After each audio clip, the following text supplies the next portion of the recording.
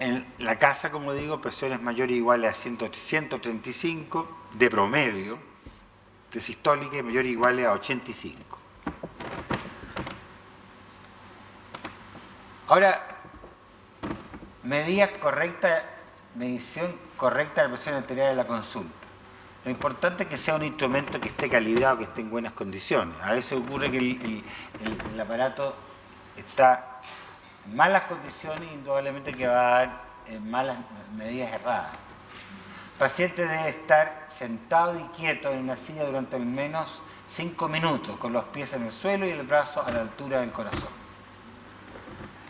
Tamaño adecuado del brazalete, o sea, un paciente obeso usando un brazalete de un niño de 2 años, indudablemente, o de 3, o 5, o de 7, en realidad no sirve. Además de la toma de la presión, si el paciente es de edad, lo ideal es, sabemos que ese paciente puede tener hipotensiones, es bueno tomarle la presión de pie, y eso va a ser y acostado, además de sentado. También en pacientes diabéticos, que tienen también disautonomía, neuropatía. Eso es importante. Cada vez tiene cada vez más importancia involucrar al paciente en el manejo de su presión. Ese paciente que solamente se toma la presión cuando va al médico, y que en la atención primaria, por ejemplo, los controles no son tan rápidos, es que no tienen un programa para este tipo de pacientes, es un gran problema. Entonces el paciente se desentiende y funciona como un bulto, entonces él no está preocupado de su presión. Entonces, cada vez hay más insistencia que el paciente se involucre, porque de alguna manera va a ser también, él mismo va a participar en el manejo del paciente, el manejo de su enfermedad. Ese paciente ideal es el paciente que tiene anotadas todas sus presiones, viene al control y uno sabe cómo han sido sus presiones en diferentes horas del día. El paciente que cree que todo esto se maneja por vía internet, en que él no participa, en realidad no es un buen paciente para manejarlo. Se debe diagnosticar hipertensión cuando la presión, como digo, en domicilio es de 135/85 o más. Puede beneficiarse de evaluar la respuesta los antihipertensivos cuando el paciente se hace el AMPA, o sea, automedida de la presión arterial, mejorando la adherencia terapéutica y la evaluación de la hipertensión de bata blanca. Como digo, la American Heart está insistiendo cada vez más que involucrar al paciente y que tome su presión en su casa. Es más fácil, más barato que hacer permanentemente holters de presión. En general, en la atención primaria y también a veces, incluso en policlínicos de cardiología prestigiados, que está malo el aparato de holter de presión o no tiene holter de presión. Es más fácil y barato entonces realizar la monitorización en la parte, es más fácil que, como digo, el holter de presión. Y lo más importante, involucrar al paciente. A veces es muy difícil involucrarlo, son pacientes de mucha edad, tienen deterioro, entonces, pero tratar que venga con algún familiar que viva con él. El mapeo, el holter de presión está indicada en la valoración de la hipertensión de bata blanca en ausencia de lesiones de órganos. Si un paciente viene con presiones que no están altas, por ejemplo, y tiene un compromiso de órgano de un órgano diana, indudablemente que uno ya va a insistir en buscar la presión arterial elevada. Y ahora que cada vez nos damos cuenta que la hipertensión es el factor más importante en muchas otras patologías, en la nefropatía crónica. Evaluar a pacientes que aparentemente aparecen con hipertensión arterial refractaria. Síntomas sugerentes de hipotensión en tratamiento. Eso lo va a dar el mapeo. Vamos a ver cómo están las presiones en la noche. Se considera hipertensión con presiones entonces 135/85 cuando está despierto y de 125/75 cuando duerme. Eso se va a considerar hipertensión mayor o igual. El mapa está más relacionado, y hay mucho más estudios, con daño de órganos que la toma de presión en el consultorio. El mapa fue el mejor predictor de episodios cardiovasculares, muerte, infarto, síncope en pacientes, accidente vascular, en pacientes que no tenían, eran no diper y tenían 3 veces mayor de riesgo, tenían 3 veces mayor riesgo cardiovascular. Y aquí tenemos un holter de presión y vemos cómo el paciente tiene caída de su presión en ciertas horas del día. En la comida, cuando se baña, en el baño, desayuno, comida. Aquí se trataba de una paciente que tenía era mujer frágil, de 70 años, que tenía una presión arterial inestable. Indudablemente que si hay esto, el enfermo empieza a tener síntomas por un manejo demasiado entusiasta de la presión, ya las metas no se van a cumplir las metas que uno quiere, o sea, no puede cumplir las metas que dicen todos estos comités que han informado el tema. Ahora, el Joint National Commission insiste en que estos pacientes que tienen efectos adversos, que de repente les cae la presión y tienen síncope y están sobretratados, a bajarle las dosis de medicamentos. Aquí tenemos también cómo da más información el holter de presión. Por ejemplo, la presión de hipertensión enmascarada. Habitualmente el paciente cuando llega, un paciente que llega a la consulta puede tener que darle información que siempre se encuentra la presión alta, pero cuando uno lo ve y le toma la presión, está normal la presión. Si le hace un holter, ve que la hipertensión, este paciente, por ejemplo, aparecía con presiones normales, pero resulta que tenía pic, que llegaban casi a 200, un poco menos de 200, a ciertas horas del día. Y eso es bien importante tenerlo claro. O hipertensión nocturna. Esa información no la tiene el médico y tampoco la tiene el que tiene el aparato de presión, saber la presión que tiene cuando está durmiendo. Esa información la da el holter de presión y indudablemente es que es súper útil, no solamente en pacientes que tienen hipertensos sin compromiso de órganos, sino que también en insuficiencias renales, en diabéticos, etc., que tienen hiperactividad nocturna. El paciente anciano muchas veces tiene hipertensión nocturna. Ahora, después que hacemos el diagnóstico de hipertensión arterial, tenemos que estratificar el riesgo. Se recomienda que las decisiones sobre estrategias de tratamiento tengan en cuenta una evaluación inicial del riesgo cardiovascular. Eso es lo que nos interesa, el riesgo cardiovascular total. Se mantiene la estratificación de riesgo cardiovascular en 4 categorías: bajo, moderado, alto y muy alto.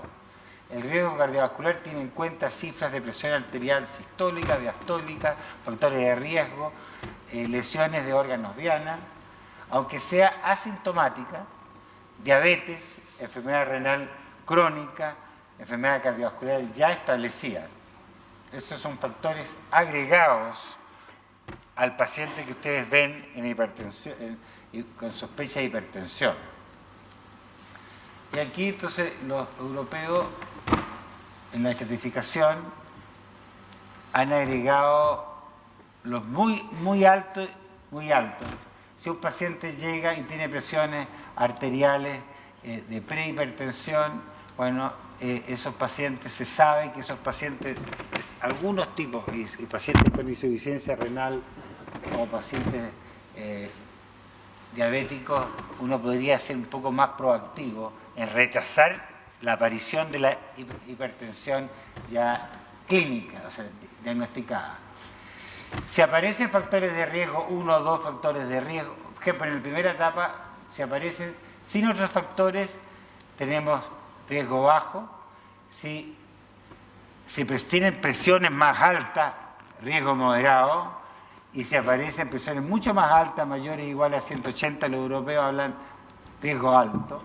Después si aparecen 3 factores, si las presiones son normal alta, tenemos riesgo bajo moderado, riesgo moderado alto, en presiones más altas y así sucesivamente. Si hay daño orgánico, enfermedad renal crónica, grado 3 o diabetes, y aparte con un escalafón más alto de riesgo moderado alto.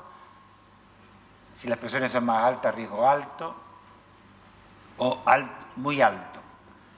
Si el paciente tiene enfermedad cardiovascular, sintomática, enfermedad renal crónica grado 4 o más, diabético con daño orgánico, con factores de riesgo, ya hablamos de riesgo muy alto en todas las clasificaciones.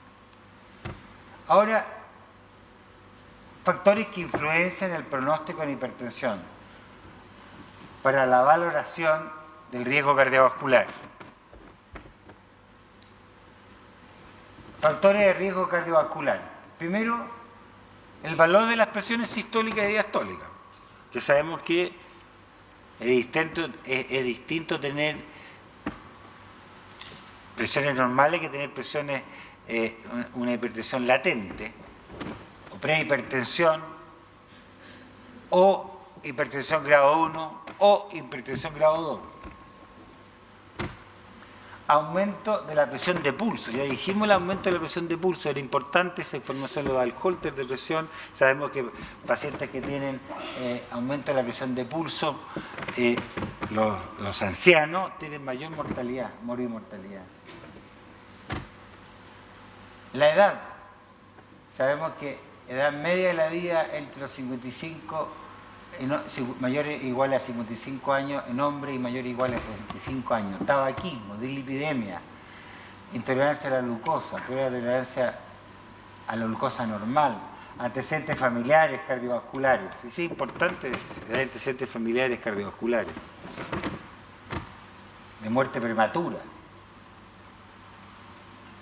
obesidad abdominal, diabetes, o lesiones subclínicas en órganos diana, la hipertrofia ventricular izquierda, ahí dice derecha, uno está equivocado, engrosamiento de la placa, que el enfermo uno le haga un holter de presión, un holter no es holter, sino que un estudio de carótida y que tenga placas en la carótida. Alteración de la filtración glomerular, bajo 60. Aumento del grosor de la íntima. Nosotros en realidad usamos eso. Nunca me ha tocado indicar que hagan medir el grosor, pero en algunos centros se hace. Ver si hay microalbuminuria. Eso es un dato muy importante. Relación albúmina-creatinina. El índice tobillo-brazo uno generalmente no lo usa. Yo no lo he usado jamás tampoco. No es fácil hacerlo. Bueno. Enfermedad, ahora si el paciente tiene una enfermedad ya clínica establecida, indudablemente que se enferma un coronario, es un paciente que tiene mucho más riesgo, es un paciente que es importante controlar la presión arterial.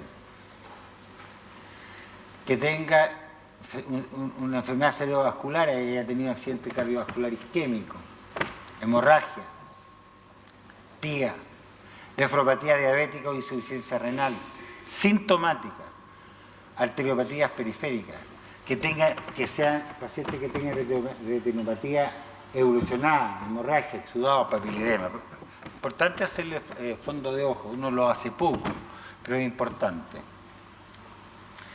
Sí, mientras más agregamos factores de riesgo y mayores son los niveles de presión, claramente está claro que aumentan los riesgos. Está de más insistir. Ahora, la morbimortalidad en función de la presión de pulso. Sabemos que en los ancianos, mayor riesgo. Vemos que pacientes que tienen, por ejemplo, una presión de pulso mayor de 63 milímetros de mercurio son pacientes que tienen más infarto. Está clarísimo que tienen mucho más infarto que los que no tienen. Mayor accidentes vasculares cerebrales, patologías cardiovasculares, casi duplica las anteriores. Muerte cardiovascular también, comparado con no lo tienen, 7,5%, o sea, 7 veces más. Ahora, enfermedad parenquimatosa renal, la relación con la hipertensión arterial. La enfermedad parenquimatosa renal es la causa más frecuente de hipertensión secundaria, responsable del 2 al 5% de los casos. Eso aumenta en policlínicos de nefrología, por ejemplo, de especialidad. Ahora, la glomerulonefritis crónica es menos frecuente. La diabetes y la hipertensión se han convertido en los factores de riesgo de insuficiencia renal crónica más frecuentes, más que la patología propia renal. vemos que va en subida la hipertensión arterial. Todas las nefropatías crónicas se asocian a mayor prevalencia de hipertensión y sabemos que la hipertensión acelera la progresión del daño renal. Un paciente nefrópata que está hipertenso es importante bajarle la presión arterial porque la evolución a insuficiencia renal clínica va a ser mucho más lenta. Es bien importante y lo vamos a ver en las guías, precisamente cuando me refiero a las guías, las últimas, las 8. Con independencia de la causa subyacente de la nefropatía. En los pacientes con una nefropatía crónica, el control de la hipertensión retrasa la progresión de la nefropatía terminal. Ahora, ¿cómo detectamos causas secundarias? Está dentro de los roles que tenemos que hacer como médicos clínicos. Especialmente en aquel paciente, ¿no es cierto?, que viene con una hipertensión que está resistente. Porque al comienzo no pegamos todos los exámenes de evaluación. Si tenemos una nefropatía crónica, vamos a pedir exámenes de orina, que va a estar alterado, va a tener microalbuminuria, más albuminuria, vamos a tomar la creatinina, siempre todos los exámenes dentro del examen que tenemos que hacer de rutina a un paciente hipertenso, pedirle creatinina, hacerle un eco renal. Es importante porque si el eco renal muestra riñones chicos, sabemos que hay una nefropatía que tiene historia ya. Y pensar quizá hacerle como adicional, si vamos a pensar en una biopsia renal, hacer una cintigrafía. La cintigrafía también ayuda. Pero son adicionales, tenemos los iniciales, que es la que vamos a ver como clínico, vamos a hacer como clínico. Si el paciente tiene una enfermedad renovascular, el eco renal, vamos a ver un riñón más chico. Adicional, si tenemos la disponibilidad de un angiotac o resonancia, podría ser adicional, pero podemos hacer antes de eso un ecodúplex.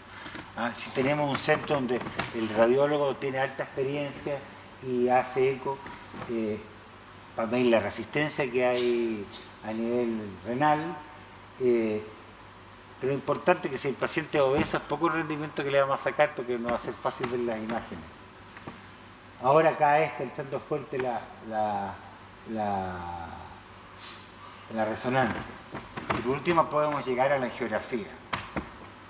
Antes de eso también el angiotac es bastante bueno y bastante preciso. Ya los hospitales públicos en muchos hospitales públicos tienen angiotac. Y está llegando la resonancia, que tiene bastante utilidad por las buenas imágenes.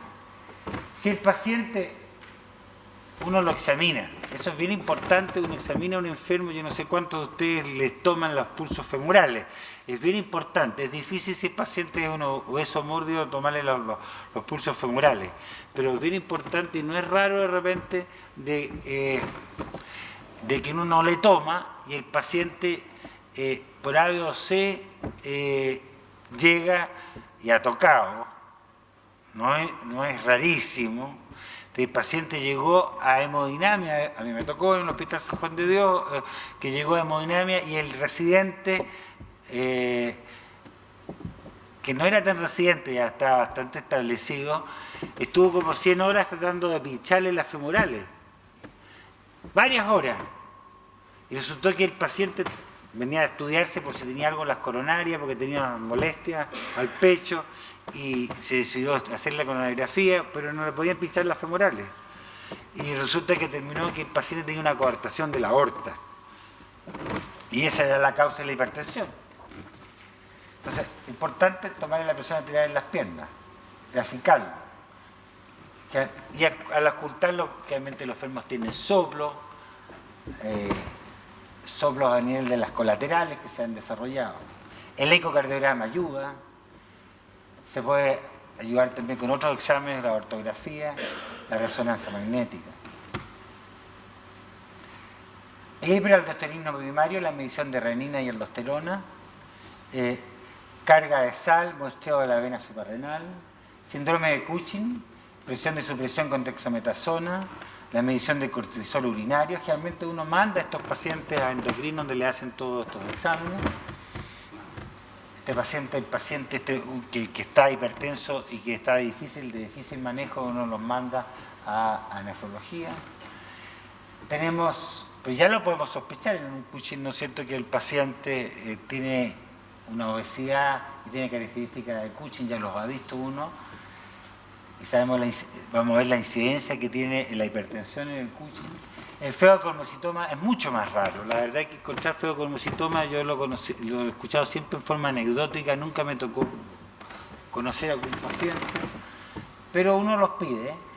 Medición de metanefrinas libres en plasma, metanefrinas en orina, que tiene alto rendimiento,